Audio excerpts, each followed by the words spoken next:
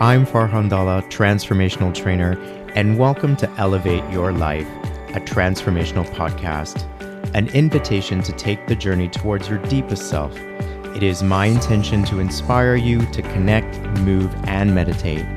We'll tap in, tune in, and dive in, and together learn and reflect from authentic, real, and transformative conversations. Let's get started.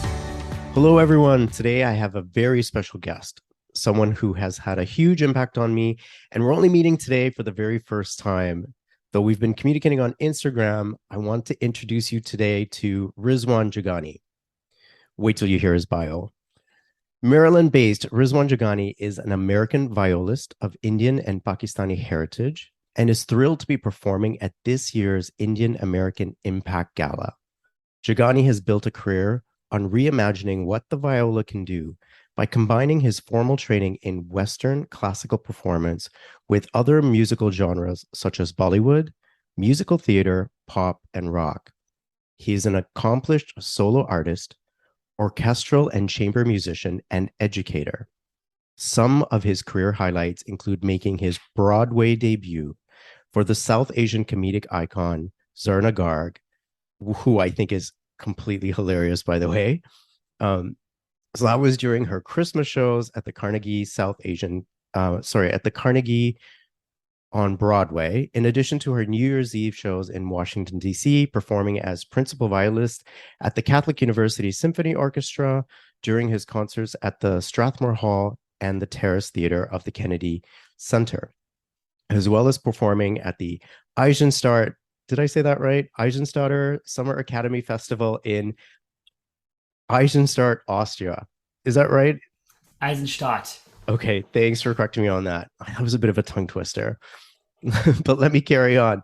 Jagani is a huge advocate for arts education in South Asian diaspora.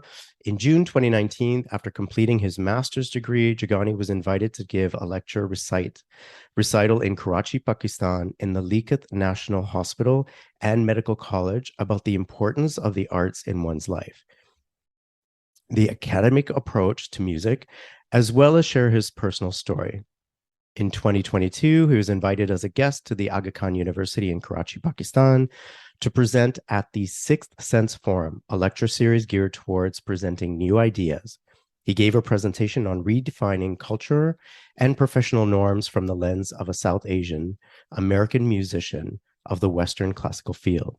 Jagani is currently pursuing a Doctor of Musical Arts degree from the Catholic University of America in Washington, D.C. He has attained a Bachelor of Arts degree from Austin College, a Master of Music degree from Carnegie Mellon University, and an Arts Diploma from the University of Nevada, Las Vegas. Rizwan, welcome. Hi, Farhan. Thank you so much for having me here today. You're so welcome. I hope I did that bio justice, but I think by the time everybody meets you today, they'll have a really good idea of who you are and just how impressive of a person you are, not just in your career, but also as a person, a human being, a Muslim, and just a kind human being. Thank you. That really means a lot to me. Thank you so much. It's true. And I want to say that you and I have a bit of a Karachi, Pakistan connection because I did spend some time at the Aga Khan University myself. I Oh, actually, that's so cool. yeah, in 1997. Were you born then, by the way? Yeah, I'm 93. So, Okay, so in 97, I volunteered at the Aga Khan University Hospital in the Department of Physiotherapy. And I went there right after graduating and finishing university. And that was my first official sort of job in the field of physiotherapy. And I spent about 6 months there. that is so cool. Yeah, my my uncle works there right now in oncology, and so he was able to help me out with the Sixth Sense Forum, and it was a really cool experience getting to go there because their campus is incredible and the facilities are really fantastic. Yeah, and I'm sure it's grown huge since I was there. Hmm. But having said that, Rizwan, I learned about you this past April as I was scrolling through Instagram and I came across a post on the Queer Muslim Project page. And I read your story. And as soon as I did, I knew that I had to connect with you. I reached out to you, I messaged you. But I want to share with everybody here today what you wrote in that post and why it grabbed me so much.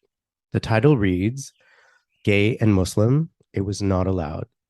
Growing up in Dallas, Texas, in a conservative Shia Muslim community was never easy. I now live in Washington, D.C.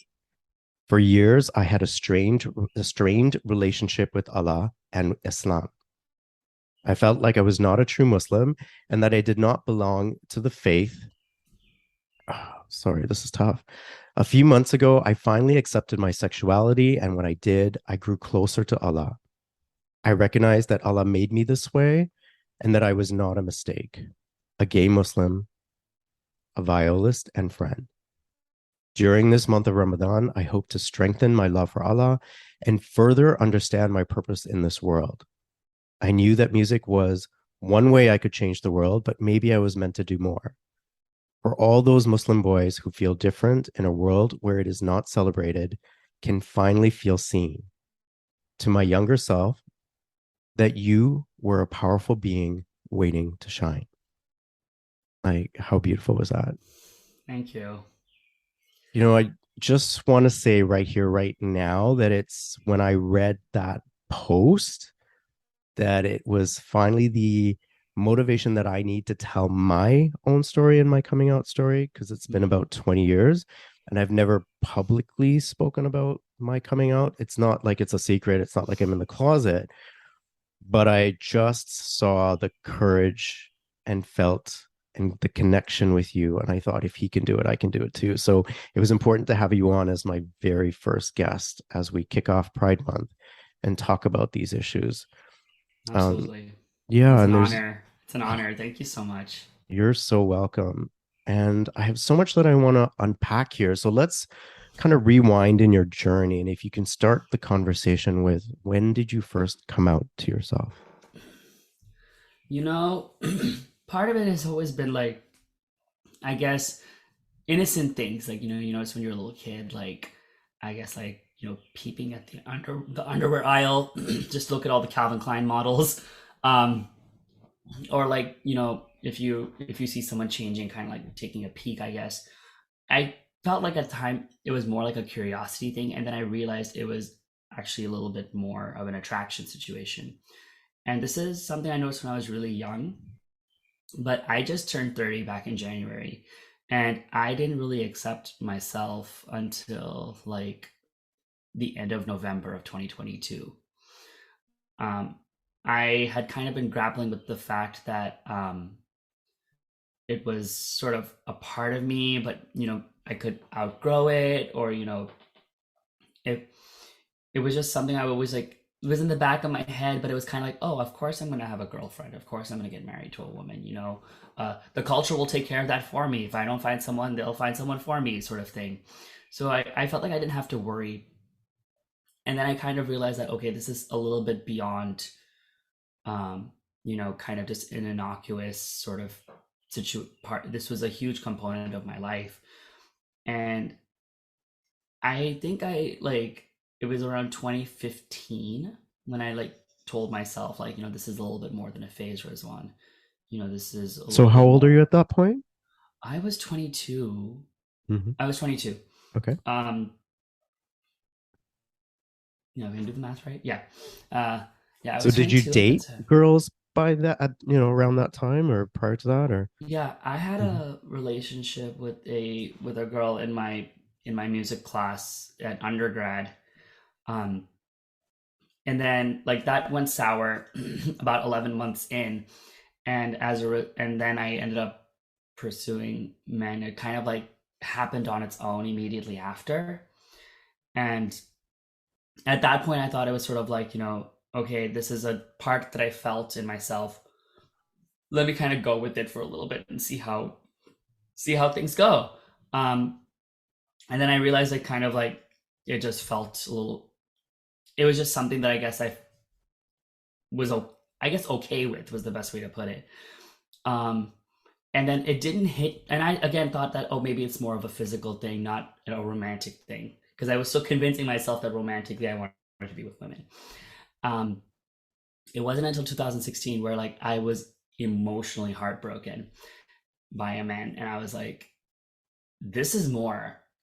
and I still don't know how to handle it. I still don't know what it means. And playing all these mental gymnastics, and then like I always considered myself like a good practicing Muslim.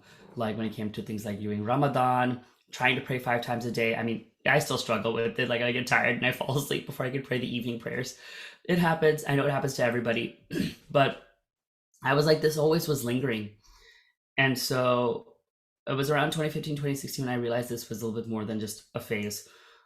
But it took me until 2022, late 2022, to sort of accept that, I had been made this way. And like, I remember like going on the prayer mat, finally starting to pray again because I was getting ready for a religious trip.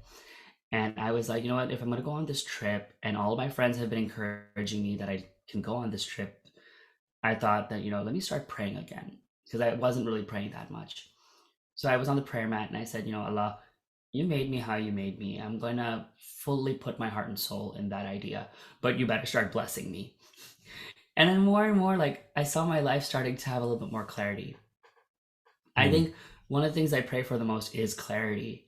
So like, I think it finally hit me on like November 2022 that, this is who you are and that's perfectly fine. Yeah. It's What like, was the journey like to get to that point where you could, in what you describe as self-acceptance? it was a lot of, I got to say, talking to different people. It really helped when I spoke to other, queer people who were spiritual.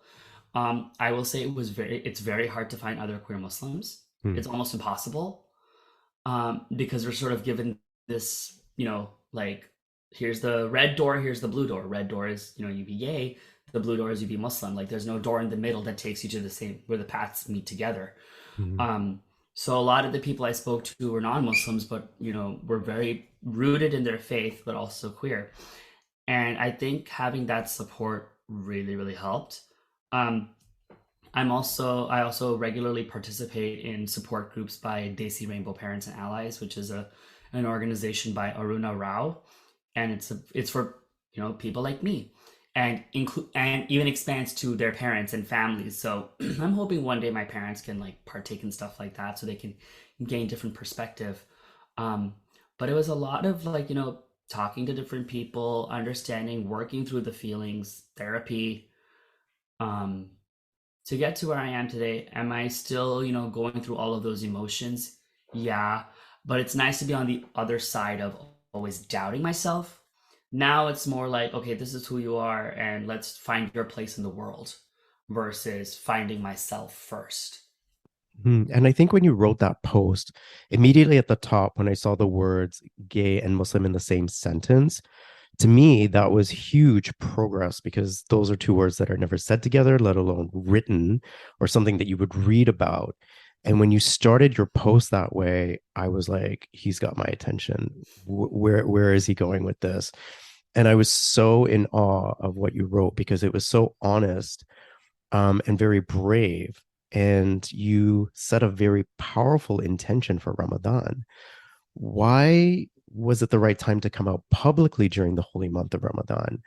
And again, I want to reiterate that was a very brave thing to do. Thank you. So for me, like I always had a love-hate relationship with Ramadan because it was this idea that, during the day when you fasted, it was kind of like, okay, let's be good Muslims. And then it's like when you break the fast, it's kind of like a little hint of normal life returns because, you can eat again, you can kind of move about. When you're fasting, it's kind of like, it's a lot more introspective, your energy is lower. So you kind of play to that. Um, and I always remembered other Muslim friends when they talked about the excitement of Ramadan, that like, oh my gosh, oh my goodness, Ramadan is coming. For me, it was always full of dread. Or like when Ramadan was halfway and people were like, oh my goodness, we're already halfway through the month. Where did it go? For me, it was like, okay, I cannot wait for this month to end.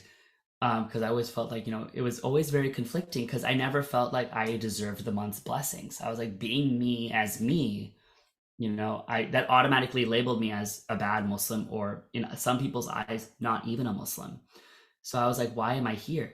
So I felt like on the most important day of the first day of the most important month of the Islamic calendar, I saw this as a moment of me coming into my own power, because I feel like as South Asians, when we're so hugely part of a greater culture, a greater community, we don't have our own individual power.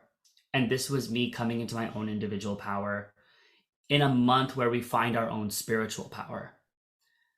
And I didn't know what the month was going to bring for me. I just knew that I wanted to make it special. And that was why I felt like that was the time for me to share this part of my life with the world, because it what better than a month where, as a Muslim, I can like build my life a little bit and focus on spirituality and focus on strengthening myself as someone who has gone through this whole battle already. And it's like, okay, I am ready for Ramadan after having gone through this. And that was the reason why I picked Ramadan to sort of disclose this information publicly. Yeah, I mean, you could have kept that to yourself, but you chose to go on Instagram and tell the world what you were doing at a time where Muslims all around the world were stepping into the holy part of the practice of what it means to be Muslim for those 30 days or whatever it is. And I really admire you for that. Thank But you. as a practicing Muslim, how did you go from what you describe as a strained relationship with Allah to where you came out as gay and then it actually grew you closer to Allah? I think it was this idea that I stopped fighting him. I remember like literally yelling at him on the prayer mat, being like, I don't want this. I don't want these urges. Like, take them away from me. Like, why am I made this way? And so I felt like I was being punished. I felt as though this was like, just an unfair test or unfair situation. So it made me wonder, it's like, what do I have to be grateful for to my creator? I mean, he's made me in a way that is going to like, that I can't reconcile with personally, and that I'm going to struggle with in the community if they find out, or, mannerisms, people's gaydar, if you will. They're going to like pick out these things, right? So no one's going to really feel as though like everyone's going to be like, oh, is he actually straight? Oh, is he? People love to talk, and our people can turn it into an Olympic sport if they wanted to. And so when I finally acknowledged that I was Allah's creation, and if in every verse of the Quran it says the most beneficent, the most merciful, those are words of kindness. Those aren't words of a creator who is actively trying to punish or, put bad in someone's life. And so I thought of this as, this is me. Like, this is how I was made to be. And I should love my creator for that, because maybe something beautiful is going to come from this, whether it's my life or whether it's an impact on someone else's life. And I was like, but I said to Allah, I was like, you better start blessing me, because I need a sign that this is who I am. And lo and behold, like, I noticed things starting to open up. There was a lot more clarity. So I felt like that was where my relationship with God grew. It was like when I finally realized that this is who I am and this is how he created me, then I grew closer. It made me want to pray more. It made me want to think about him more during the day, in the sense of like, if I was facing a struggle, or especially with Ramadan coming up, I was like, that's the month where you really call upon, the blessings of God. So that's where I'm at today. And that's what took me to get there. I concur. And I think what helped me to realize was that it just did not make sense to me that the power that created me would punish me for the way in which I was created.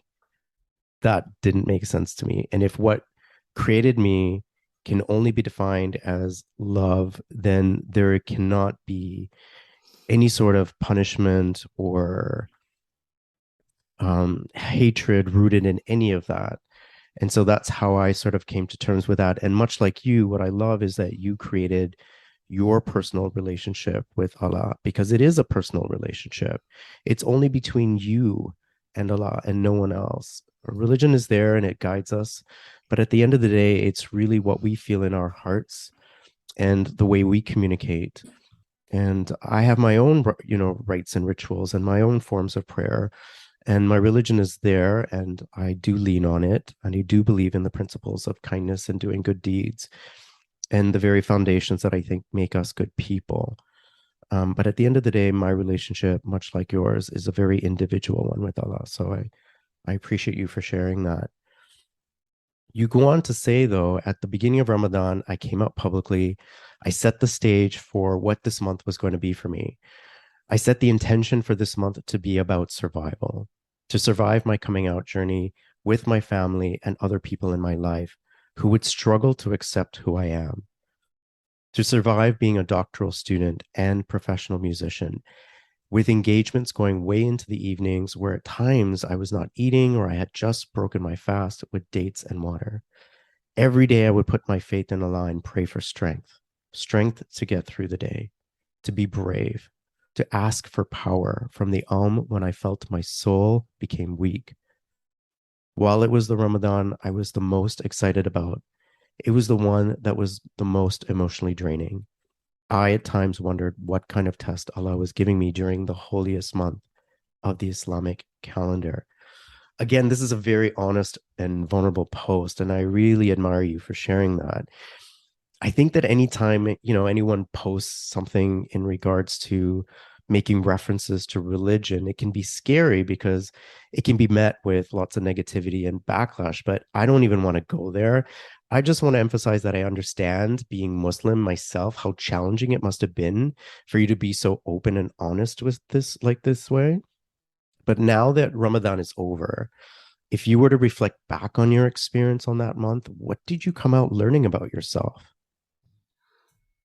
So I realized that like I had power and strength within me. Maybe I just didn't believe that I did because I had a very busy performing schedule. And we take for granted that mid-afternoon cup of coffee or cup of caffeinated beverage, or just the ability that when we nourish our bodies, we can recover faster and go from one busy day to the next busy day, even if it's something physically strenuous. Proper nourishment allows us to bounce back faster.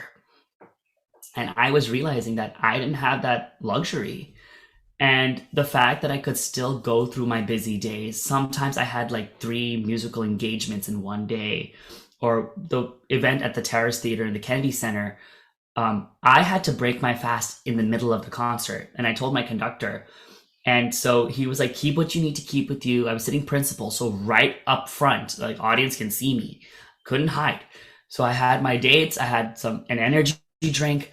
So we finished one piece. I quickly popped dates in my mouth, drank some energy drink, put the viola back on my shoulder, and played the next piece. So And let me picture this. You're at the Kennedy Center, you're in an orchestra with I don't know how many band members, and it's the end of the piece, and you have to quickly break your fast, swallow some dates, take a few sips of an energy drink, and then go back to performing. yeah, Wow. the good thing was they had it was kind of like a curated concert sort of thing. So in between each piece, there was some talking. So I had about 3 4 minutes to quickly do that. And so I was very, very grateful that I was able to. But the conductor even said that if you are still in the middle of it, I will hold it and then you quickly get ready to go.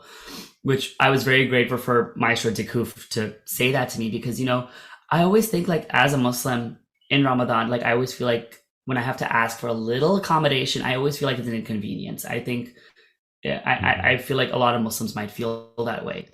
But this month actually reinforced to me, it's like, hey, this is who you are. You ask for whatever you might need, and the good people that you are talking to will accommodate you. And so I thought about it a lot in the sense that I was able to do what I didn't think I could do, and that was have a busy musician schedule. And that for me was spirituality, was the fact that like I could pray to Allah for that strength and find it within me and be reassured that you are doing the right thing, and still praying 5 times a day. Could I have done a little bit more Quran? Yes, but I made sure that whatever dua or whatever prayer or whatever anything I was listening to or reading, I made sure that I really did it with full intention. Like I read the translation or understood its heritage. Because I didn't want to go about like, a Ramadan checklist. Like, how many things did I do? I made it a point that whatever I was doing, it was with the purest and most like intense intentions. And music was one way of that, because I felt like I was able to put my spirituality to the test in real life as, a Muslim musician, because I'm the only Muslim in my school's orchestra. I'm also the only person of South Asian heritage in the orchestra. And for that particular concert, I was wearing shalwar kameez. So it was like really proper branding, if you will. You But represented us really well, I want to say. thank you. So that's why I really thought about that. And I was like, this is what the month taught me. It was survival, but it was survival through spirituality, the self-realization of who you truly are, the strong self that you can be when you need that strength, and that for me was the love of Allah manifesting in the ability that, hey, I at times thought that maybe I won't fast on this day because it's going to be an intense day and I won't get to eat. I need caffeine, blah, blah, blah. I didn't need to worry. I had someone guiding me and giving me that little extra push when I needed it. Yeah, and just from my perspective, I want to say from hearing you speak, I don't think you survived, but you in fact thrived. If you think about who you are today and what that month brought for you, um, the strength that you leaned on, the lessons that you learned, the person that you became, the spiritual practice that grew with you and allowed you to keep that connection, just in my opinion, makes it sound like someone who actually thrived. Thank And you. yeah, it's true. Let's go to the end of Ramadan and it's Eid, and you continue to say in this post, my battle is not over. It's not even close. While dressing up for Eid is a fun time because I love fashion, this Eid felt strange. I could sense how much my story was sucking the joy from my parents' lives, particularly my mother. A time of joy was ridden with guilt and sadness. Dark thoughts entered my mind, and while I'm holding on to the light, I am scared of going back. However, I am still here today. Again, I love the honesty, and what you're trying to say here is that you haven't figured it all out, that you don't, in fact, have to have it all figured out. It's a journey, and I think that you learn as you go through it one day at a time, sometimes one step at a time, and often even maybe one breath at a time. So I get the sense that, there's still a struggle with where your family's at. But when did you come out to your parents and how did that conversation go? So back in early middle March, I was going on ziyarat to Karbala in Najaf, Iraq, and it was a trip that for like Shias, it's a big deal. It was my second time going, and I was going by myself. The first time I went was with my parents. Would you mind just And explaining that to our non-Muslim listeners, what that involves and what it means, please? absolutely. So ziyarat is a type of pilgrimage specific to Shia Muslims, and I know non-Shias who have gone as well, but it is more particular to the Shia sect of Islam, and it surrounds multiple like locations where there are shrines commemorating important figures of Shia Islam. So Najaf is where Imam Ali or Hazrat Ali, if you're aware of this figure, um, he is interred there. And what's also interesting is in the Shia school of thought, they believe that Adam and Noah are also interred in Najaf. And then the city of Karbala is the site of a very important battle that took place that involved the grandson of Prophet Muhammad, peace be upon him, and the Umayyad Caliphate. So there are shrines there that commemorate Hussein, the grandson, and his half brother Abbas. And it's a very spiritual place. People go there, like people like dream of going there, or like, they say to go there is that you've been called to go there. And I remember going, and I went on this trip for multiple reasons. It was for myself because of this internal battle, but also it was to prove to my parents that, hey, this might be who I am, but at the same time, it's like I'm still like Islam is in my heart. Being a Shia is still in me, And so this was a very important pilgrimage for me. And so that's what ziyarat is. Um, with regards to my parental involvement, I was planning on addressing this with them before I was going to go. And again, for like the reasons I mentioned, so that way they still see that Islam is a huge part of my life, but also to create some physical distance so they can start wrangling with those thoughts. I wasn't so lucky though. I was going to go see a show at the Kennedy Center with my family. It was Into the Woods. They were touring on Broadway. And one of the actresses, Stephanie J. Block, she does a podcast herself. And she had interviewed one of her co-stars. And her co-star had talked about his relationship with God and his sexuality. So I wanted to write her a thank you letter for, having that platform for this discussion to happen. And my mom peeped at the contents of my letter. And in the letter, I did mention the whole being a gay Muslim thing. And Right. so I essentially got outed to my mom. And I remember she wouldn't mention to me why she was upset that whole evening, but I knew she was upset. But I figured it out on my own because I saw that things were not in the order I had placed them, which was a symbol of a different issue, but I didn't want to, address that with her. So I decided, let me have a heart to heart with each of my parents. So I first talked to my dad. He, he's very chill, but he had his reservations, and understandably so. Now he's actually like my best friend. I can talk to him about almost anything. My mom is still wrangling with all the information. And I know it's going to take her a long, long time, because what I've been hearing more and more from other people, especially mothers, they say that, when our child is born, we have dreams for them. Mm-hmm. And one of that dreams is like, their son finds a beautiful bride, they get married, and they have children. And the thing is, that dream is essentially a loss that she is mourning. Mm-hmm. And when I think about the fact that like me being my authentic self is causing her being upset, it creates a lot of guilt and shame. And shame is something that we are taught so early on. It's so ingrained in us that it's like, no matter how much therapy you get, you never fully make peace with some of these things. Mm-hmm. And so that was sort of how this stuff got addressed to my parents. When I posted the stuff on Instagram and Facebook, I made sure to like block them from it so they wouldn't see it. And same thing with family members. But of course, there are people that told them that, oh, did you see what your child wrote? Or did you see what Rizwan wrote? Because again, gossip culture and South Asian culture go hand in hand. Right. So that was my experience with my parents and with my family. Yeah, and one that I can somewhat relate to. And I know that it's like you said, when they learn the truth, they go through a grieving process because they have to let go of the image, the ideas, and the dreams of what it is that they knew their son or child to represent for them.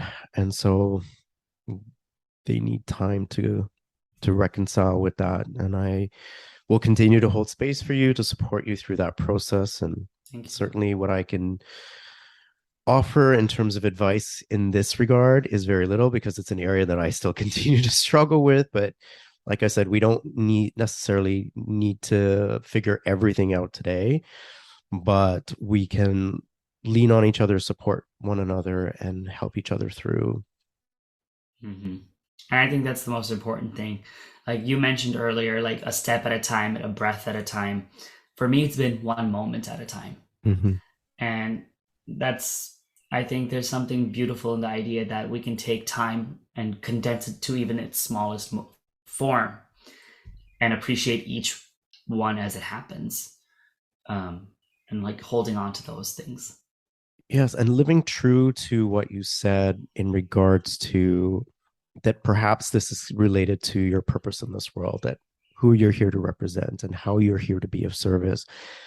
And I'm curious as to wonder if after you came out publicly, if you heard from other Muslim gay boys that were struggling, and what sorts of advice did you have for them? I haven't had that conversation just yet. Although someone did follow me on Instagram because they read my story, and they DM'd me and said that it's so nice to find someone else like me. I think that was huge because, again, I tried to find someone like me and I never could. I had a mom reach out to me who was from the conservative community from Dallas, Texas, where I grew up. Wow. And she, Okay. and she said that, I hope that I can give my own children the space and the environment for them to be their true authentic selves in a conservative area. And around that time, back in Dallas, we had a few deaths in the community of male children around my age, all due to drugs. And people always wonder if there was like some underlying depression or some story or whatnot. Whatever their story is, maybe their story was rooted in something like this. And, maybe that was their only place of feeling somewhat safe. And I think this idea of sharing your story when you know that there are people out there who are too scared to could provide something huge. I was in Dallas over the weekend playing at a wedding where I've been hired to perform at, so I was flown down at the same community. So I was going literally into a Shark Tank because a lot of those people knew about me. And I was terrified. This was probably the hardest performance I've ever had to give. Not because of the musical material, but because of its circumstance. But I had two people who were queer, Shia Muslims, confide in me at this wedding. One Wow. person I connected with on Instagram, so they knew of me and wanted to meet me at some point. It was just a happy coincidence they were at the wedding. And another woman, and a woman who was also identified, as queer, and she was like, and she just told me, but they both said to me, "Your post gave us strength," and it made me realize one very, very important thing. And it's, again, everyone's at different points of their lives. But I think when you see a personality who identifies like you, that's one step. I can name a lot of queer South Asians.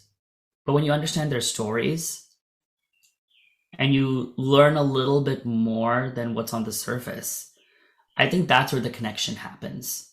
And that's sort of where the being seen happens. Because, especially as a Muslim, that's the biggest thing for me, was my story needing to be seen by other queer Muslims. And from the lens of someone who's practicing and rooted in their faith, which I think is great. Um, it's it goes to show you just how important your post is and your story and what you're sharing. When I was coming out 20 years ago, there was no one that I knew that was queer and Muslim. There was no Instagram, there was no social media. There was no one on television that was queer or Muslim, anyone that I could see or identify myself with. And it was a very isolating and scary experience. And it still is for a lot of people, as you can see. And that's one of the reasons why I wanted to do this podcast. I want people who are listening to this, who may be struggling, who are scared, to reach out. You have two voices here right now that are standing in our truth, that are standing in our power. And if you can see in us that you can be yourself to whatever degree you can in this moment, that if you could take one step to do that, if it means reaching out to Rizwan and I, we're here, we're listening. We've made ourselves available in a public sphere, which means that we care. And even if you think no one else does, just know that there's at least two people here that do. 100%. I want to shift gears a little bit to a post that you wrote on April 7th. And I love this. It says, "In the month of blessings, that is Ramadan, I am grateful for this one. Last year, when I decided to pray again, I acknowledged that I was Allah's creation and I am meant to be who I am meant to be. However, I told him to start blessing me. Shortly after, I met Stephen. This amazing man who has shown me what love is, has stood by my side these turbulent weeks of coming out, has made beautiful music with me, has helped me become a better person, and has brought me closer to Allah. Thank you for being an amazing boyfriend, partner, and companion to me. I love you." Rizwan, you're blushing and no one can see that right now, but I can. You're turning so red. But you posted this, and again, like I commend you for going public with this relationship. So let's dive into this part of your life, your romantic life. Tell us about Steven. Like, what's it like to be in a relationship with a partner and to be in love? You know, I was never the kind of guy who dated. I think it was just because like, growing up in a conservative Muslim family, it was kind of like you go to the mosque, men and women are separate. So it's like you never see someone of the opposite sex. And it's like, okay, you have to get married to a girl, but don't talk to the girls at school because if they're not Muslim, you can't marry them.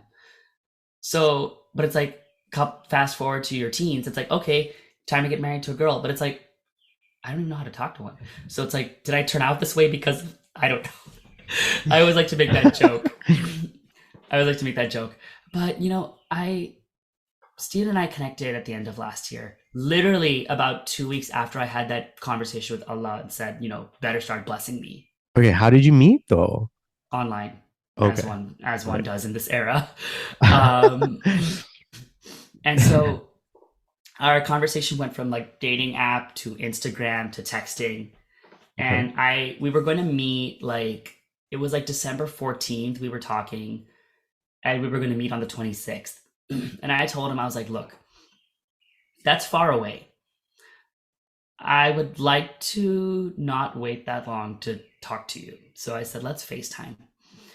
And we FaceTimed for about 3 hours on the first meet, like first So your first interaction. date is kind of over FaceTime. That's such a Yeah. modern relationship. You met online, your first date was on FaceTime. Right. Like, I mean, I feel like, I it's mean, you're a one. unique individual. Like you're definitely like not conventional in many ways. So I wouldn't expect anything less of your romantic relationship. So here we are. Go Here on. we I are. love this story. And so when we finally met in person, like he said he knew the moment he met me, like I was the one. Wow. As someone who hasn't had very many romantic relationships, and just in the fact that I didn't always date, it took me a few it took me some moments to kind of like understand where my emotions were coming from, what I was feeling, and then it kind of all made sense. Um it's been beautiful, and it's made me understand that like, way modern pop culture portrays love as like material objects versus the fact that he has seen me go through absolute mental gymnastics with my family, and him dealing with some of them in auxiliary because he's my partner. And also like, there's no manual for stuff like this. So it's like I'm just thinking on my feet. Like sometimes I'll say something and he may not understand, like it may not make sense. And then we have to have a whole conversation about like, why we may have to approach something a specific way. But the patience, the kindness, the listening, the empathy, these are all the things that I've always wanted with someone. And it's kind of just the sense of feeling at peace. And that's sort of what being in love feels like right now. It just is a sense of being at peace. And I will definitely say that like when he and I are together, we kind of forget the rest of the world exists, which is really nice because things get crazy here. So when I'm with him, it's like I can forget all about that. Okay, I love the expression on your face, and I wish everyone could see it because you're gushing when you talk about him. And hopefully, when he hears this, he'll be like, "Yeah, I know that face." Yeah. So, have you seen the movie Breaking Fast? It's excuse me, it's on my list. I haven't Okay, seen it yet, but I've seen the preview for it. okay. So, for those who don't know, it's a gay rom com, and it's about Mo, a practicing Muslim living in West Hollywood, and he's learning to sort of navigate life after a heartbreak. He goes through a breakup, and then he meets an American guy named Cal. But it so happens that when they meet, it's Ramadan, and so it is the it's like their romantic start of a relationship, and it's Ramadan. And what happens is Cal helps him by breaking fast every day during Ramadan, and they eventually end up falling in love. It's a rom-com, it's a happy ending. But I thought about that movie when I read your post about Steven, and I was kind of wondering, how did you two navigate Ramadan?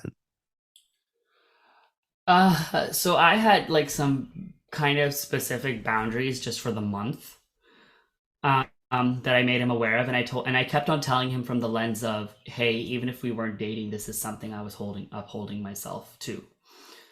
Um, and it was it was kind of like, again, moments at a time. Like, there's specific decorum rules you adhere to while you're fasting, of course. So I was like, this is the lay of the land. I'm gonna follow it just because we're dating. I'm not gonna budge on these things. I want you to understand that this is a very important time for me, especially at this point in my life. A little bit of growth pain, and that's normal. And I don't, and I the fact that he went through all of this with me, I give him 100% credit for that. Um, and but the nicest thing was, like, when I was fasting, he would not eat or drink in front of me. He is a vocalist, so of course, like, when he has to sing, he would obviously, drink water or whatever, but the only situation when that would happen. But otherwise, he was like, we were exploring DC together, and we were fasting. It was the first day we had met in Ramadan, so we were like running around doing things for hours, and I wasn't eating or drinking, and he didn't do that either. And I will say, like, in that, like, he always made it a point, like, to ask me, like, have you prayed? Have you been a good Muslim today, and all that stuff. And, like, little things like that. And I think the other thing was, because I had someone that reassured me that, I'm a good person and all these things, and I'm a spiritual being, it was, in a way, also what helped me get closer to God in that way, was just sort of having someone else in my life that could reassure me of these things. I love that. And does he have a religious practice or a spiritual practice that he follows? So he was born into Christian faith, and with stuff that has happened in his life, he doesn't really practice that much now, but he does perform as a church musician. Um, However, I will say that in getting to know me, he has wanted to learn more about Islam, Interesting. Okay. which is really cool. And I have to always tell him, like, don't combine the culture that I grew up in with the religion. The two do go hand in hand, but that's because of how modern man has chosen to go about it. Mhm. But it's like, when you separate the two, especially all the crazy desi stuff, there's a lot of beauty that comes from the faith and what it preaches. And I think that is something that has interested him. And especially because of his Christian background, he finds all the similarities, and then, like, subtle differences too. So we have connected over that, and that's been a beautiful thing too. I love that. And I love how you separate the culture from the religion. So let's touch a bit about the culture a little bit. Did you introduce him to your parents, and what was that like? So with my parents, he met them first being my musician friend, as one does. And because we met before New Year's, and New Year's was when he asked me to be his partner. And so whenever I would go see him on the weekends, it was, I hated lying. I hated lying, but I would say that, I'm going for a gig with him. Right. And because it was so convenient that he's also a musician. Um, but You're still a good Muslim, Rizwan. Don't worry about it. I hope it's what I pray for, and hope for in my actions. But they found out, unfortunately, through that social media post, because a family friend shared it on their stories. Wait a minute. You didn't tell them before you posted that? No, because I was gonna warm them up to the idea This was your idea. Go public first and then tell them? I mean, come on. Did you? I know. You have to know this was not going to end well. But anyway, go on. Or maybe Well, it did. I didn't know someone would put it in their story. That's the thing. And it would be like someone who was like a family friend. Right. So then my mom saw the post, and she's like, can you take that down? And I'm like, I don't know if I'm going to take that down. but now they have met them. They've met Steven. They've met him as, my partner now, and it's a slow road. Right. My dad again is a little bit more chill.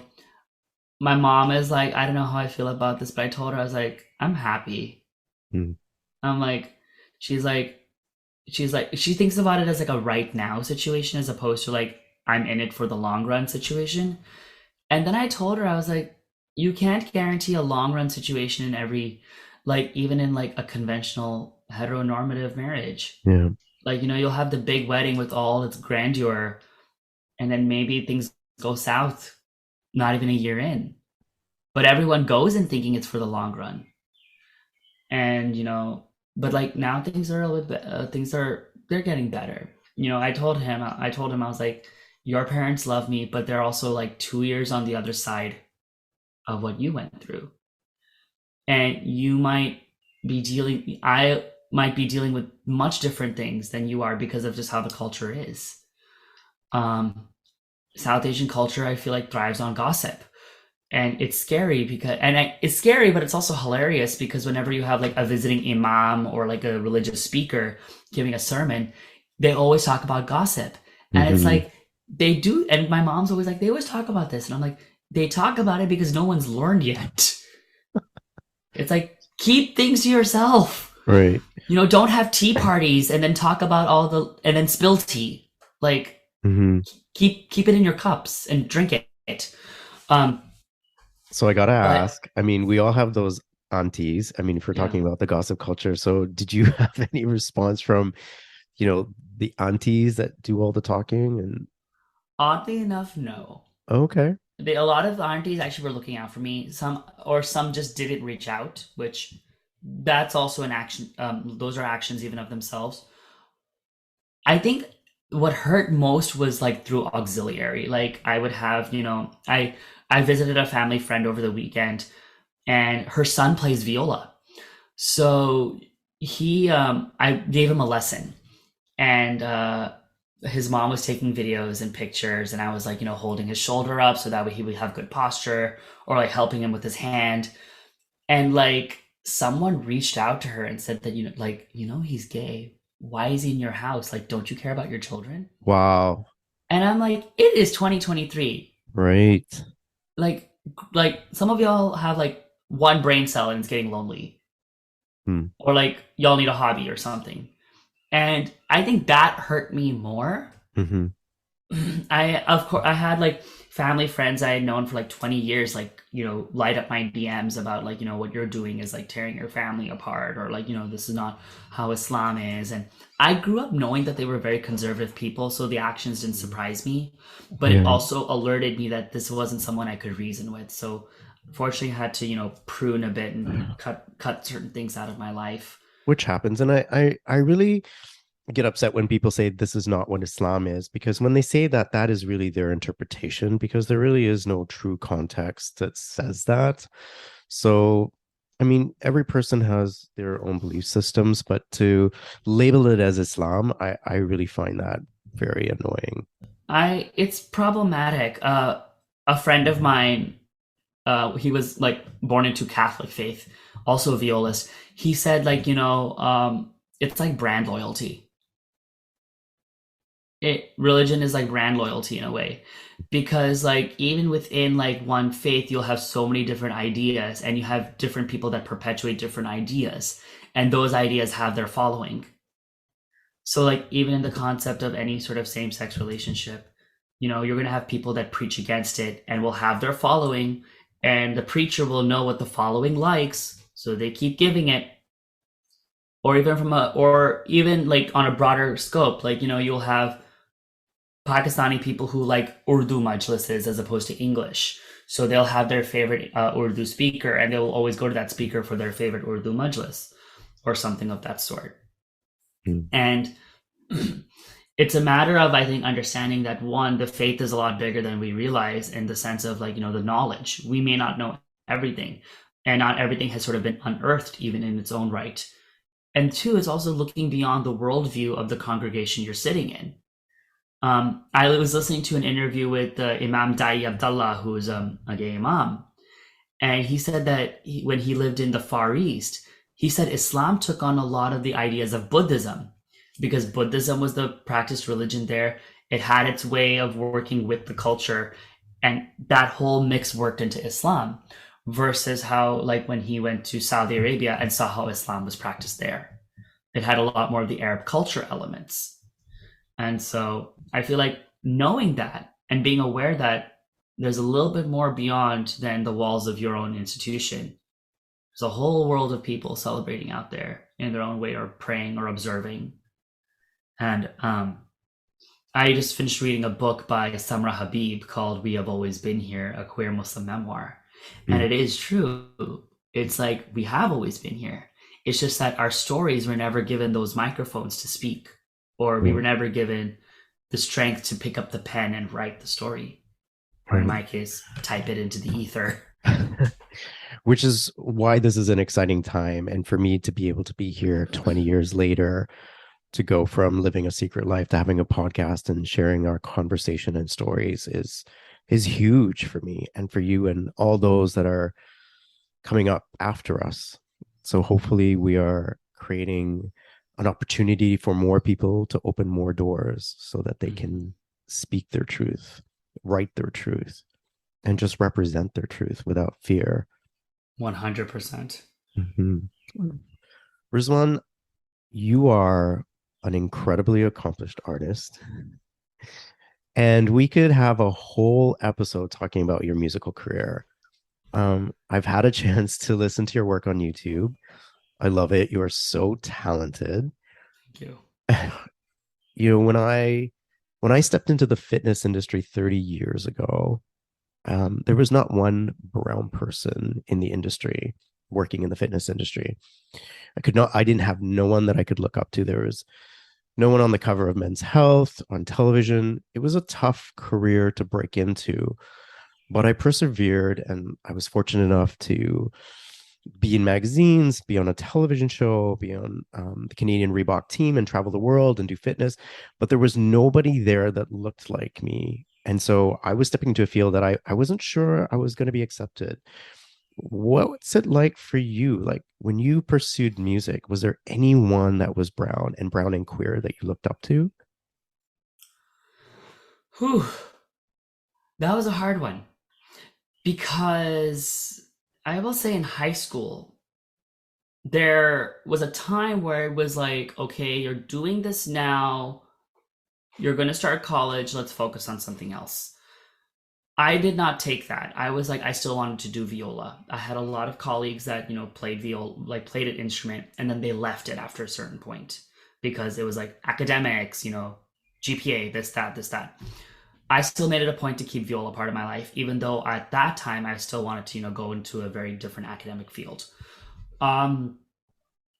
Nowadays, there's a whole group of us, and on Instagram, there's actually a hashtag called South Asians in Western Classical. And through that, I've met other violists. I have one friend who's also a violist, and he's also queer. There's actually a really funny thing about violists being gay. It's really funny, but it holds like 90% truth, at least, I think. But like I've met like opera conductors, composers that are all South Asian, finding their way in the field and making their own stamp. And that's been amazing because it's kind of cool in the sense that I do my own thing, but I'm one of many others doing their own thing. And it's like we all help each other out. We all support each other. And I think just knowing that there's other people like me, even if they're not with me in the same room, I think it's just beautiful knowing. In similar perspective, in Ramadan, I performed a piece called The Armed Man by Carl Jenkins, and it's a mass. So it's choir and orchestra. The second section of that piece is called The Call to Prayer. There's no performing in the orchestra or the choir, but there's an offstage reciter who is doing the adhan. It's written into the piece. And I'm like, I'm a Muslim musician. I just had a big moment of my life. I'm fasting in Ramadan, and I'm performing this piece. And I was actually asked by the person who hired me to make it a point that you need to wear something ethnic for this concert. So like I had just gone to Iraq, so I bought like a black thobe. I had a scarf that I wore around my shoulders for the performance, and that I can send you that picture if you want to see Yeah, it. please do. Okay. But like I thought about that, I was like, okay, this is bigger than what I could have ever realized. And like again, I might be the only South Asian in this group right now, but it's like our cause is so much bigger than just like the one number in a certain situation. Amazing. And as a special treat, you've agreed to offer to play for us today. Yes. What's the piece that you've selected and why? I think since a lot of our conversation today was rooted in spirituality and religion, I'm going to play a piece that has been a huge part of my life, and I played it just this past weekend in Dallas. It's by a very famous Qawwali singer named Nusrat Fateh Ali Khan. I know who that is. And the piece is called Wohi Khuda Hai, which will also be on my YouTube channel. So today, everyone would get a little teaser of my version of this piece. Okay, we appreciate the teaser, and I just want to introduce you all today. Playing on the viola, I present to you Rizwan Jagani.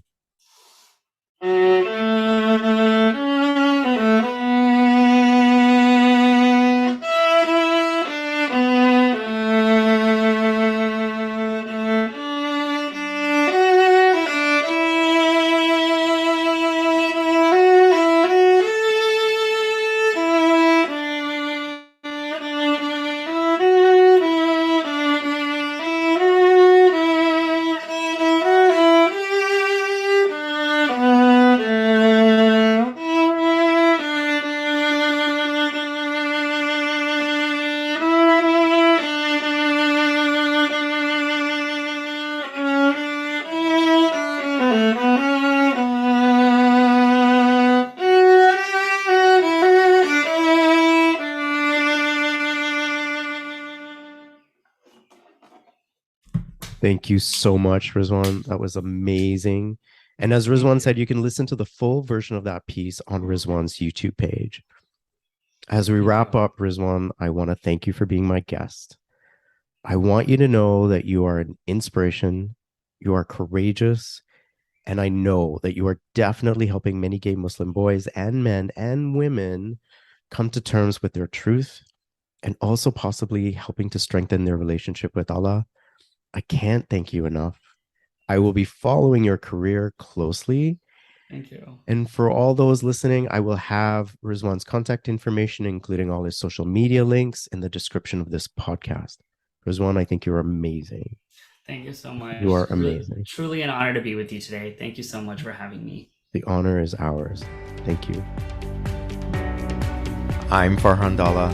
Thank you for taking the time to listen to today's episode of Elevate Your Life, a transformational podcast. I hope today's conversation has elevated you in some way and inspired you to connect, move, and meditate. I'd really appreciate your support by following and rating this podcast. Come back soon and join me for another transformative conversation.